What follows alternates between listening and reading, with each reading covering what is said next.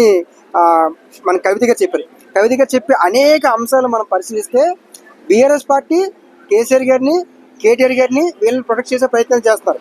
అదేవిధంగా సంతోష్ గారిని, అదేవిధంగా హరీష్ రావు గారిని, వీళ్ళిద్దరూ కూడా బీఆర్ఎస్ పార్టీ నుంచి బయటికి వెళ్ళిపోయే అవకాశం ఉంటాయి.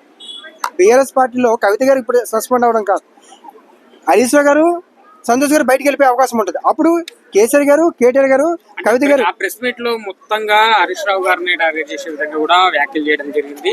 హరీష్ రావు గారికి ఇతర పార్టీ నాయకుల దగ్గర కూడా సంబంధాలు ఉన్నాయి. రేవంత్ రెడ్డి గారు, హరీష్ రావు గారు కూడా ఒకే ఫ్లైట్ లా కలిసి ఇట్లా అనే విధంగా కూడా మాట్లాడారు. హరీష్ రావు గారు చాలా వాస్తవం చెప్పాలంటే సిద్దిపేటలో అన్ని రాజకీయ నాయకులతో హరీష్ రావు గారు ఉంటారు.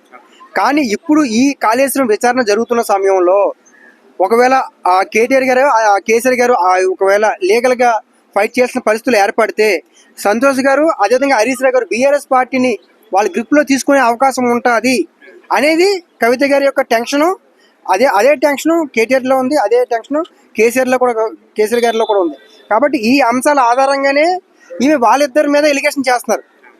కాబట్టి వాళ్ళిద్దరిని బయటికి పంపించే ప్రయత్నాలు కూడా జరుగుతున్నాయి. ఇప్పుడు కవిత గారు బయటికి రావడం కాదు, హరీష్ రావు గారు, సంతోష్ గారు కూడా బయటకు వచ్చే అవకాశం ఉంటాయి.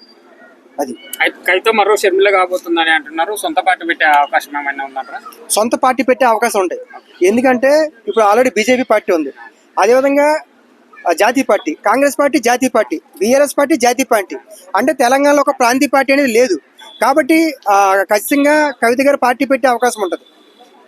కానీ షర్మిల గారిని మళ్ళీ విధంగా కవిత గారిని ఇద్దరిని కంపేర్ చేయొద్దు. ఎందుకంటే షర్మిల గారు వైసీపీ పార్టీ కోసం, జగన్మోహన్ రెడ్డి గారి కోసం ఓదార్పు యాత్రలో అనేక విషయాల్లో ఆమె ప్రొటెక్ట్ చేసి ఒక సిస్టర్గా, ఆమెకు అంతకుముందు పొలిటికల్గా ఆమెకు అంత నాలెడ్జ్ లేకపోయినా సరే చాలా కష్టపడ్డారు.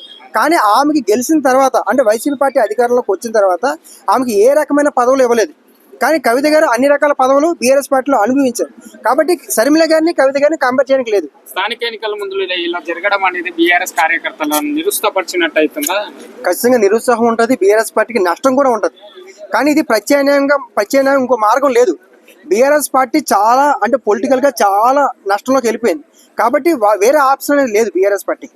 ఈ స్ట్రాటజీని అమలైతే తప్ప, ఈ స్ట్రాటజీ ముందుకు వెళ్తే తప్ప బీఆర్ఎస్ పార్టీ భవిష్యత్తులో అయినా సరే ప్రొటెక్ట్ చేయడానికి అవకాశం ఉంటుంది. ఈ స్ట్రాటజీ కూడా కవిత గారు కూడా ఈ రకమైన రిస్క్ చేసి బయటికి వెళ్ళి ఇలాంటి ప్రయత్నాలు కూడా చేయకపోతే ఇంకా పార్టీ మనుగడే చాలా ఇబ్బందులు అవుతుంది.